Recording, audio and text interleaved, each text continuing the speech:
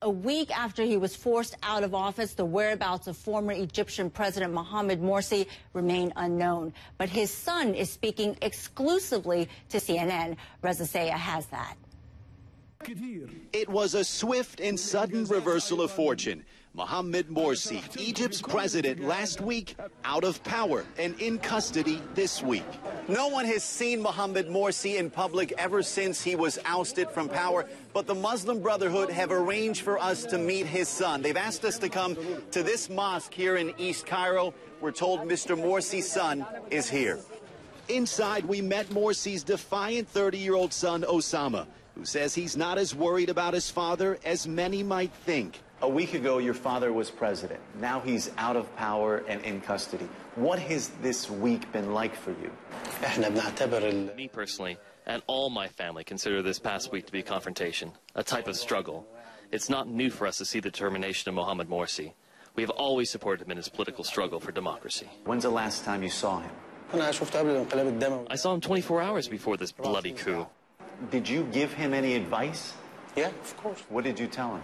I told him... I asked him on a personal level, as a son, to remain defiant and to move forward and not retreat in the face of the armed forces. So you told him that? Of course. The Mohamed Morsi I know is a point of pride as a son.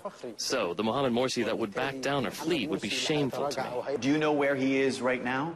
I know he's being held in detention at a military facility. I want to take you back to June 30th, when all those millions of people came out throughout Egypt on the streets and started chanting, "Leave, leave, leave" to your father. How did that make you feel?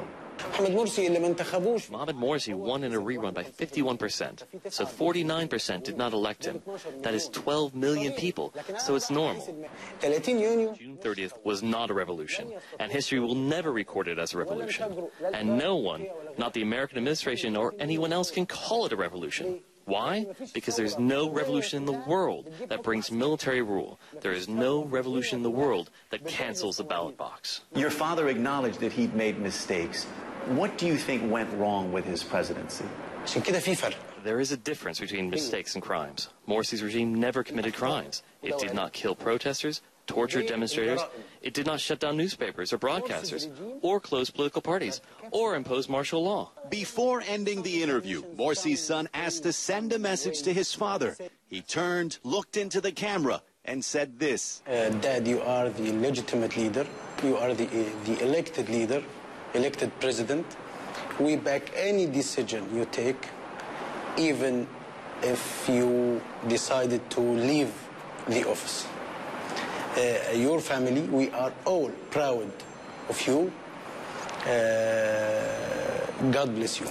Reza Sayah, CNN, Cairo.